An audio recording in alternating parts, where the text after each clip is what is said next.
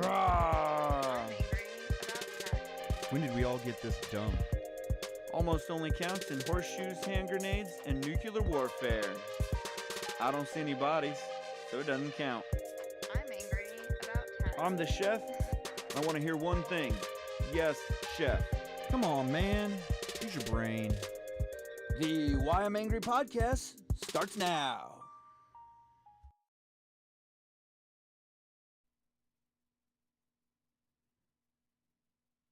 Oh, right. I think you guys can hear me now. I just did about an hour of a podcast without anybody being able to hear you. I just look like I'm miming it off. Kind of.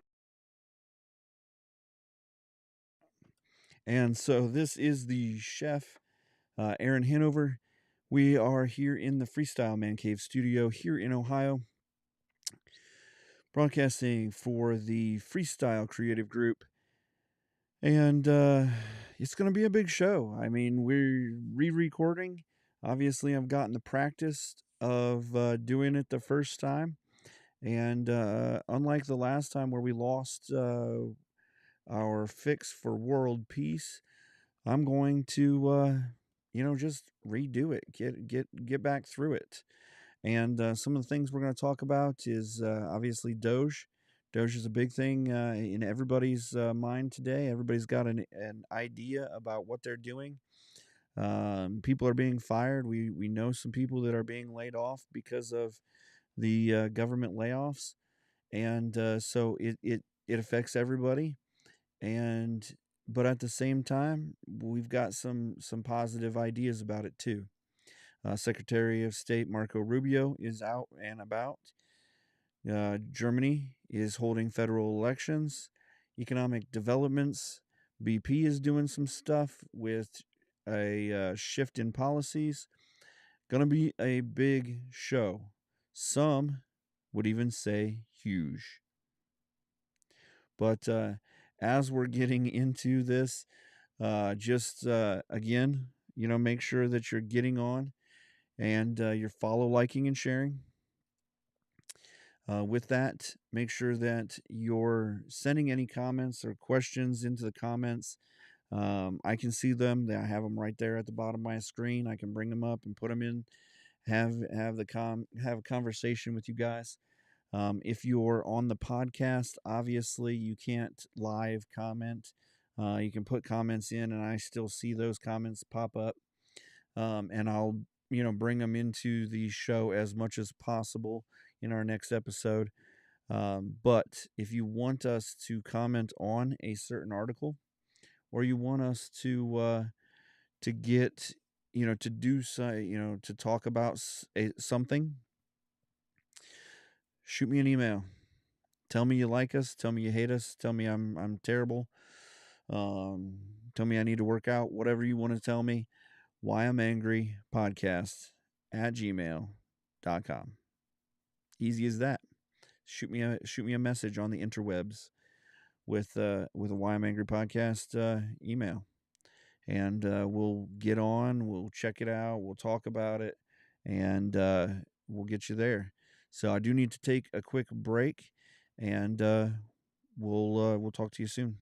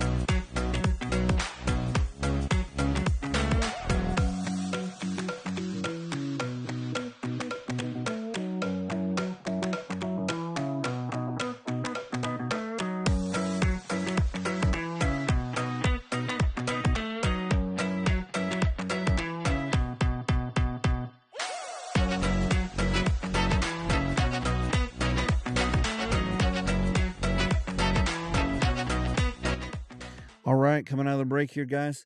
Another thing, if you'd like to support us, I put it in the comments. It's if you're listening to the podcast, it is in the description of the podcast itself, and just get on.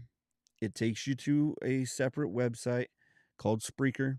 Spreaker is who we use to distribute out all our podcasts. They also monetize our podcast for us, so that we do make a little bit off of each time you listen to ads.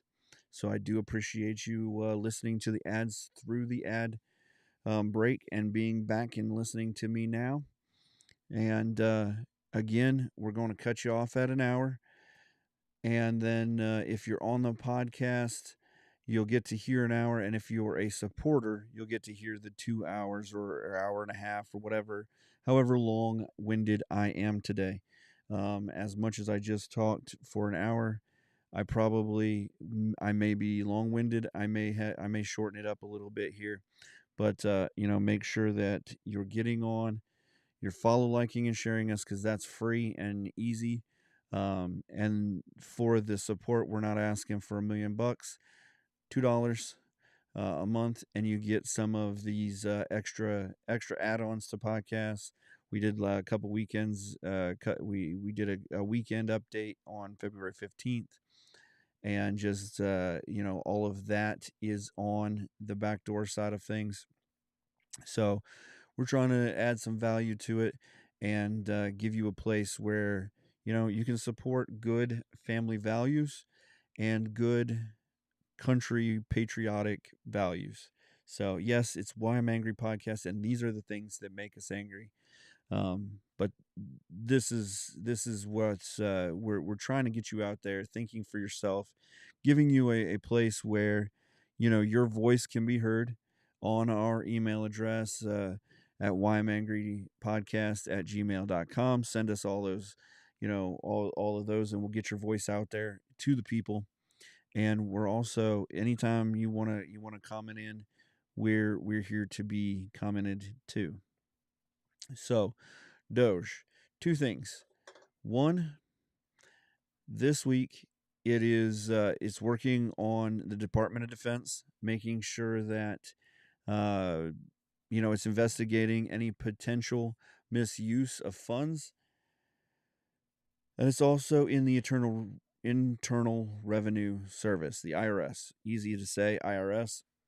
And with that, they're facing some scrutinies, and people are upset that a lot of people are being laid off, and they're also facing major lawsuits at every turn. Anything that they're doing, they're trying to stop them. But basically, most of the lawsuits right now are not even about mass layoffs, as much as they're part of the conflicts of interest from Elon Musk, especially if he's going through departments like NASA, which he works with a lot on SpaceX. Just tonight there was a launch of 21 satellites from SpaceX, and using NASA controls, Kennedy Space Center down in Cape Canaveral, and all of that. And so there's a lot being said about it. There is also an article today about, or I guess this was Tuesday. Let me see if I can get into it, since I'm now in the wrong spot because I had to do a bunch of deleting because I messed up the podcast. That is probably going to be the theme. But anyhow, so there's 21 federal workers resigned yesterday, and you're going to hear that. That's going to be, if you didn't hear that today, or you didn't hear that Wednesday, I didn't really, I try to stay out of the news, so that I'm not reporting exactly what you saw on Fox or you saw on whatever. I'm not saying that we're like Fox or that we have a show like Fox. I'm just saying that as a conservative, I don't want to be, one of those other talking heads. But 21 workers resigned, and you're going to hear that from Doge. But and you're going to hear that they were data scientists and product managers, and that they were a group of engineers, and they refused to use their expertise to dismantle critical public services. The group also claimed Doge was recruiting politically motivated individuals who lacked the necessary expertise and believed such hires undermined government systems and jeopardized sensitive data. You're going to hear all that. That's what you're going to hear on all of your news outlets. That on top of all of everything, these guys were from Doge. They were Elon Musk's guys, and they decided to fight the system. But what you're not going to hear is the group of resignees. They were Obama era. They were part of an Obama era office known as the United States Digital Services. And that office worked to modernize government technology and initially focused on issues related to the rollout of healthcare.gov. So obviously these people didn't, we've been rolled out and rolled over and rolled in and rolled down, and whatever rolling you want, rolled tide or whatever. Healthcare.gov has done that to us. So they don't need to roll out no more. So they got their area got moved into Doge. They got sucked in. And so these guys weren't Doge guys. These weren't Elon Musk's hirees. These guys were guys that had been hired by Obama. They've been around since, well, it's been now almost 8.5 years since Obama left office.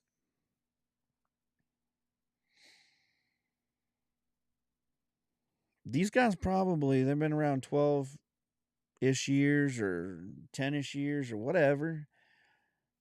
These guys probably should have been rolled out years ago. These 21 workers, they want to go on and say they're going to use their expertise to dismantle critical public services. But what are critical public services? Teaching DE&I to Iranians who really weren't getting taught DE&I, because they'll kill your DE&I person any moment. You announce you're gay in Iran and you're dead. Unless you somehow get out. Why do you think they're seeking asylum here in the US? Critical public services like making sure that illegal immigrants, to say it nicer than aliens, I guess, because when you say aliens, you conjure up this green person. Either way, we didn't invite that person to come to our country. So either way, illegally. And to help that person assimilate by giving them rooms in hotels, nice hotels in New York City or Boston or whatever sanctuary city you want to love. Critical public services like taking over the insurance industry because it's a right. You should have the right to insurance. Honestly, I shouldn't have to have insurance at all. I should be responsible for my own body and my own health and my own decisions about my health. And this is the travesty, is because the government has mandated you to have insurance and you now go to the doctors that the government allows you to go to because of insurance. You don't think that the government is pushing certain medications or certain kinds of ways to take care of yourself? I mean, they do tax sodas, they do tax cigarettes, anything that they deem is not healthy for you already. They take that. So, with this, they're not going to tell, public services. What are critical public services? What is a critical, what does the government, the federal government that is never going to meet you, never going to say hi, unless you know your senator, never going to have a conversation with you, not going to be a part of it, not going to touch your life. You're going to be a number to the federal government all of your life unless you become president, a senator, a federal prosecutor, so somebody in the federal government. Those are the only people they look out for. That's why there aren't term limits. That's why they vote themselves raises every year. That's part of it. So, critical public services, I'm going to give you my thoughts on critical public services when we come back from the break. Trying to make a few pennies off of some advertising. Appreciate you guys sticking around. Follow, like, and share if you can. It's free, easy, and supports us like a crazy mofo.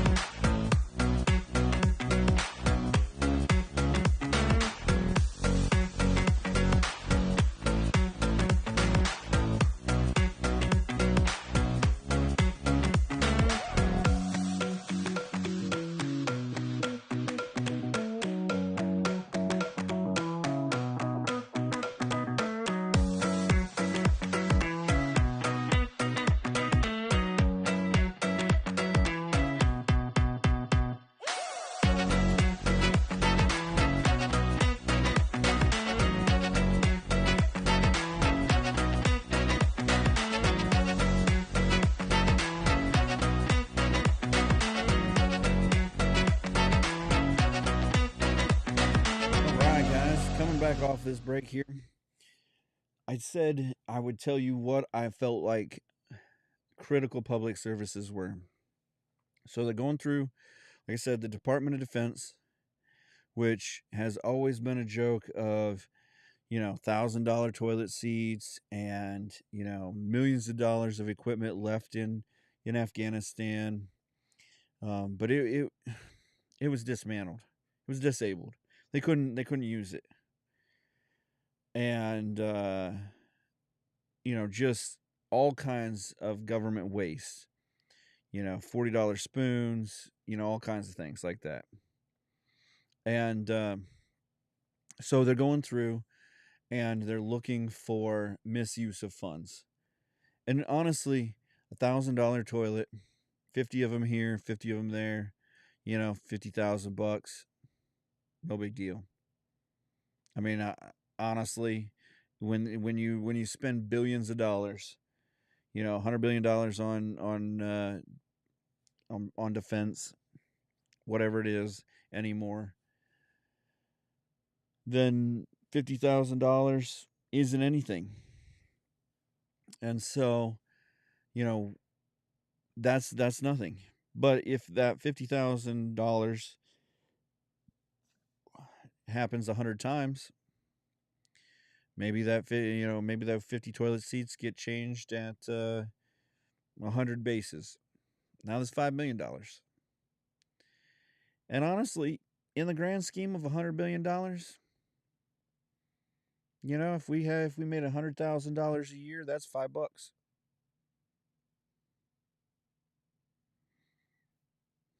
Okay. But that could be 50 cents.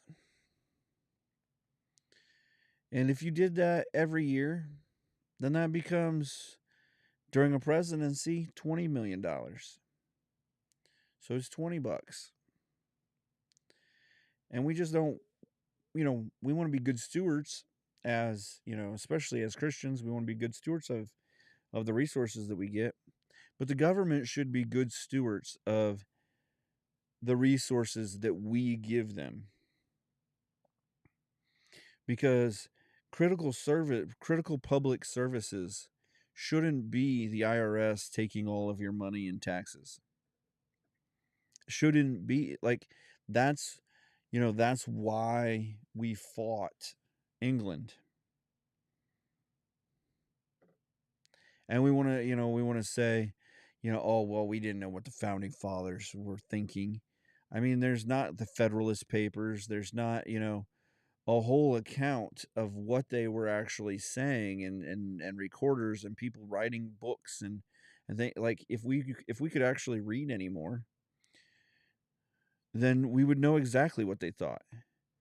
Even if you go and you look at the recorded George Washington's farewell address, he said, let's not be wary of political parties.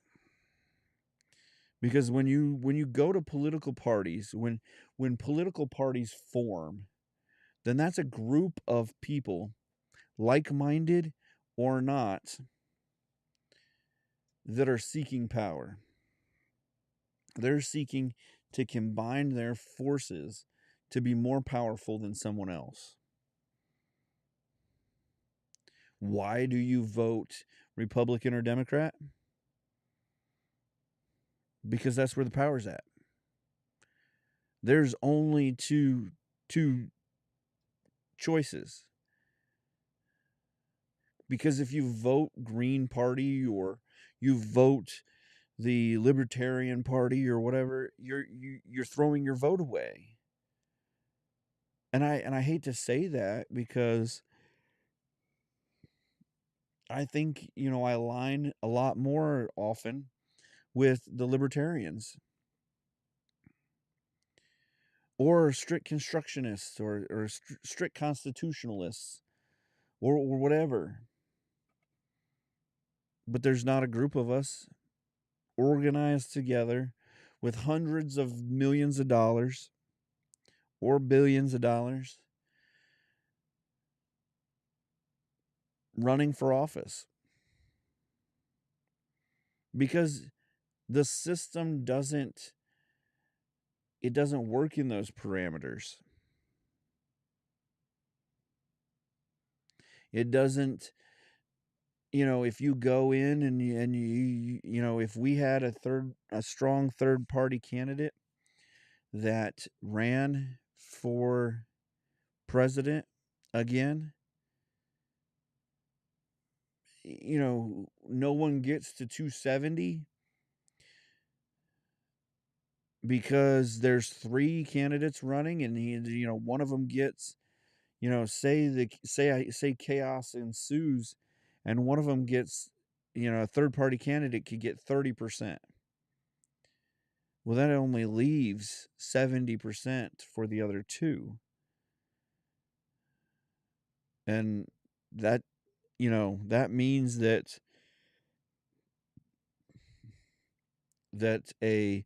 one of the 2 parties gets less than 20%, because at 270 you have to have more than half of the electorate. Not the popular vote, but the electoral college. And most of them are voting along the lines of their group, along the lines of who the popular vote is for. But if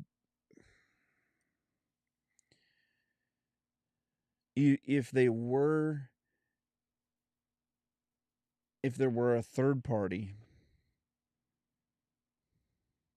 then there's there. But the big reason he said that is that you lose individual thought. And that's honestly what made America great to begin with. What made this experiment what it is. Because some of these guys didn't believe 100% in building a country. They were worried about 1,000 tyrants a mile away, instead of one tyrant 1,000 miles away. And with that, but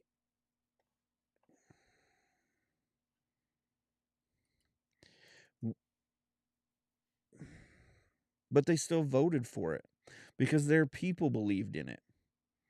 Because their constituents, the people that they represented, voted in town halls, voted in, And so, as much as some of them didn't want to even vote for it, they followed what their people wanted. They put their people ahead of themselves. And we haven't been doing that for a long time. But part of it is because the people want the handout. The people want the help because they don't realize that they could do it for themselves. I mean, think about this. If since I was 20, I put $100 in the bank for my health care.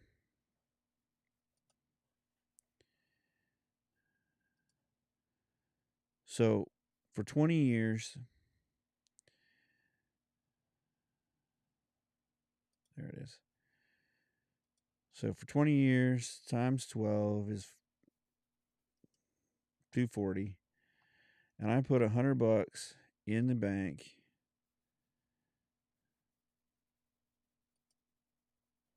I don't know what I just did on here. 240 months times 100. I'd have $24,000 sitting here in the bank account for any health issues I had. And that, that seems like a lot of money. It's not a ton, but I'm paying way more than $100 a month. I'm paying somewhere around $400 or $500 a month. And if you wanted to go to that, that's 4 times that. That's, almost $100,000. And so say I did that for that. I pay about $70 a month for car insurance. I pay, for house insurance, another what, 50, $70 a month for that. And so you go to the point of, you know, for 20 years, basically the time I've been working as an adult, and I multiply that out by, say, that everything that I pay in insurances, you know, four or $500, you know, you'd have over $100,000 sitting there, and say that over that time, compounding interest. Say you put it in a bank account and it was 2 or 3 or 4% interest, and that's it. But say that money also is sitting there that you could invest in Bitcoin or whatever you wanted to invest in, instead of giving it to an insurance company who doesn't do anything with your money except for invest it in whatever they want to invest it in. They don't give you any money back every year that you don't use any of it. They don't pay you back and say, "Oh, look, we did this," or, "Oh, look, at the end of the year, we had so much extra money. We're going to give each of our people back, blah, blah, blah."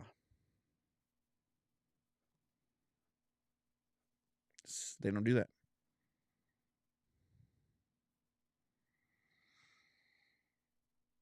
And so that's considered critical public services. Your retirement is considered, your Social Security is considered critical public services. And they are critical now because we don't wait and save. You know, if we took all that money and we didn't put any power into the government to regulate our, other than to say, safety wise, they say, well, this is safe or this isn't safe. They haven't done a crazy good job of doing that, but just say that they do. Because what I believe critical public services is safety. So police, let them run the police. That's cool. We could have private police if we wanted, but let them run the police. Let them keep other entities out of our country. Keep us safe. Run a military. And that's it. Public safety, national safety. And you let the states run the public safety. You let the federal government run the national safety, and you don't have to worry about company or groups like the FBI.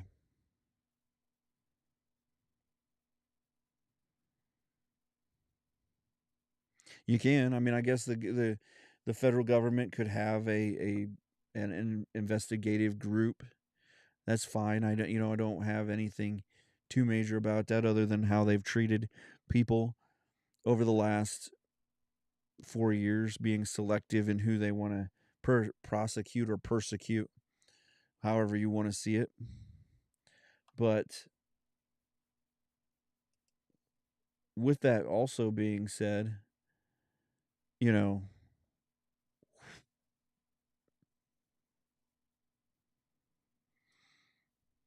we know exactly what the founding fathers thought. And, we're allowing them to tax us on cigarettes and sodas and all of this stuff, and that, that's okay with us because we don't understand, because we didn't come out of the, we didn't see the actual revolution. We didn't see what they were doing. We didn't know why they dumped tea in the thing, or in the harbor. We didn't know why we were fighting for representation. We didn't know. We don't know anymore. We don't teach it. History it doesn't profit us anything, which I don't understand why we don't teach it, because half the things that we teach don't profit us anything. But because, no one cares. Bunch of old guys with wigs on and too many clothes. Those guys couldn't twerk. Those guys didn't entertain us. They weren't creators on YouTube.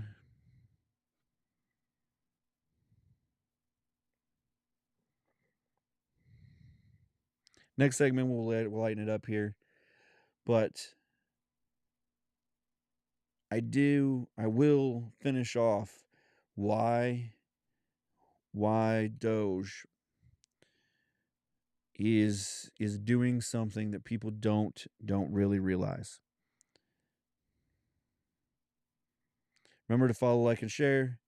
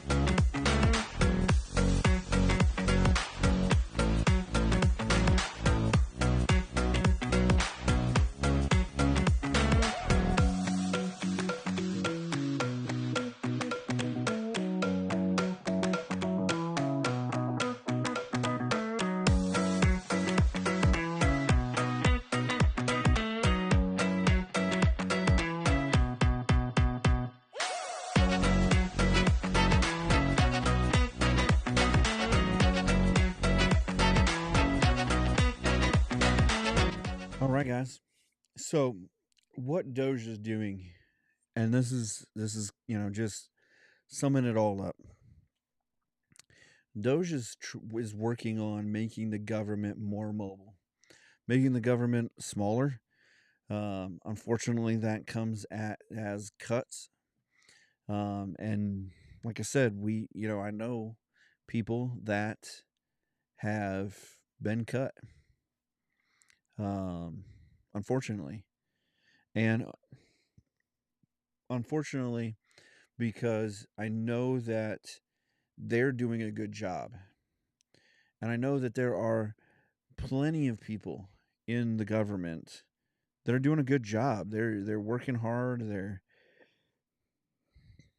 keeping it on the level, and that they're doing the things that need to be done.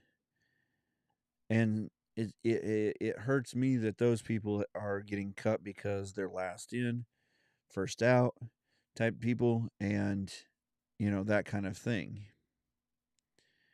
But at the same time, unfortunately, it it ends up being for the greater good, and that doesn't make it easier on people. That doesn't make it easier on anybody. Honestly, it doesn't make it easier to hear. It just is the truth, I guess, is the honest truth on it. And as much as we'd like to be able to say, well, this is just not fair, unfortunately, the world's not fair. Life is not fair. And if we quit regulating things, there would be more jobs for everybody. And so that's honestly with what's going on here with BP. BP is announcing that a strategic shift. They're moving away from previous green energy goals, which is because there's a new president who isn't going to fight you into green energy goals. He's not going. He's not pushing for the Green New Deal or anything like that. He's trying to make the country self sufficient again, trying to create things here. And maybe that hurts right now, but when all heck breaks loose around us, when World War III happens and we either don't need to get in it because we're self sufficient, then we don't care then. But at the same time, he's the country is becoming more mobile. Things are moving fast. Things are being done that I never thought would happen. I had kind of at one point I kind of lost my faith in humanity, faith in governments, faith in the world of we're going to change things. And honestly, I'm leery. What happens in the next 4 years? What happens in year 5? Who gets elected? What happens then? 4 years really isn't that long.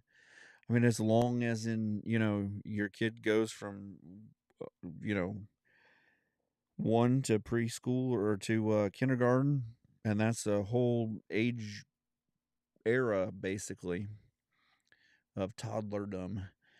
And so yes, that in that is a long time, but it goes by quick.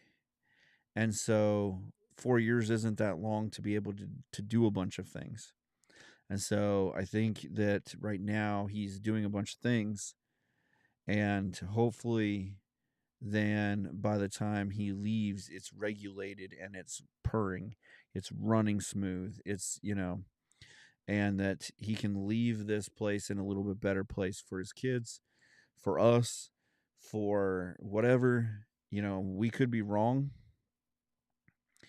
um, but we'll know here in about 6 to 8 months when Doge has kind of gone through everything that it's supposed to go through, and if they cede power and dissipate, or they turn into a more watchdog group, kind of like the inspectors group.